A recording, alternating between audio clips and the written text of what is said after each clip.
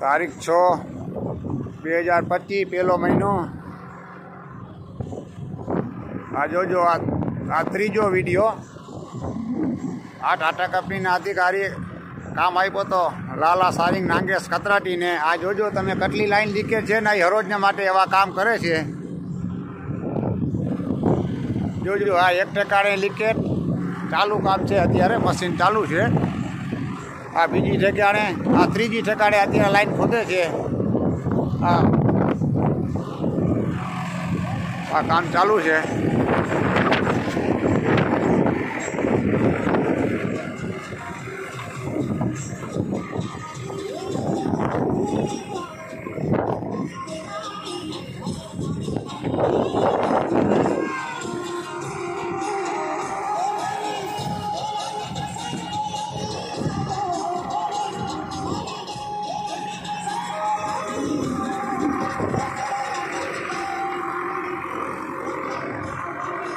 આ કામ ચાલુ છે।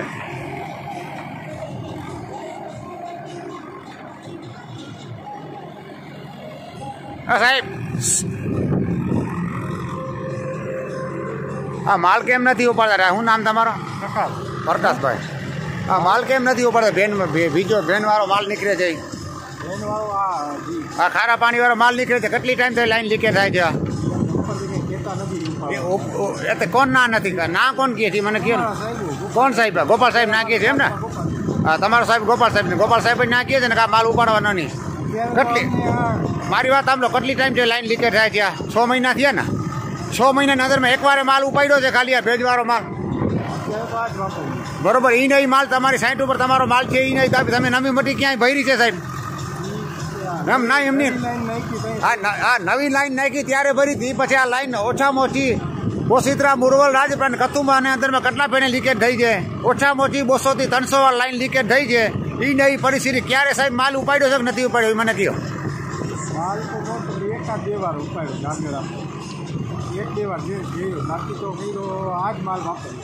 એટલે સાહેબ એમ જ કહે છે કે આજ માલ રાખવાનો છે, ભરવાનો છે નહીં? તમને સાહેબ કોણ કહે છે? તમારો ગોપાલ સાહેબ તમને કહે છે ને કે આ માલ ઉપાડવાનો છે જ નહીં ને? એમ જ કહે છે ને? એમને ગોપાલ સાહેબ ના પાડે છે ને માલ નથી ઉપાડવાનો? હા, વાપરવાનો, ઉપાડવાનો છે નહીં ને? જો સાંભળજો, આ સાહેબ છે પ્રકાશ સાહેબ કરીને, આ ના કહે છે કે ગોપાલ તરવેદીએ ચોખ્ખો ના કહે છે કે આ સાઈડ ઉપરથી માલ છે ને એની સાઈડ ઉપર ખારો થઈ જાય કે મીઠો જામી જાય, આ માલ ક્યારેય ઉપડશે નહીં। આ ત્રીજો વિડીયો બનાવું છું આજની તારીખમાં 5 થી 6 ઠેકાણે આ માલ ક્યાંય ઉપડતો નથી। આ લાલા સારિંગ નાગેશનો કામ છે, એની મશીન છે, આ કામ ચાલુ છે। હજી એ ગોપાલ તરવેદી એને હજી કામ આપે છે। આટલે ફેરે લાઈન લીકેજ થઈ જાય ને તોય એમાં પ્રકાશ સાહેબનો કોઈ વાંક નથી, એનો સાહેબ એને ગોપાલ તરવેદી કહે છે એટલે એ પ્રમાણે એને કરવું છે કે હું તે પ્રકાશ સાહેબ એને હેઠા છે એટલે એ કહે એ પ્રમાણે એને કરવું પડે।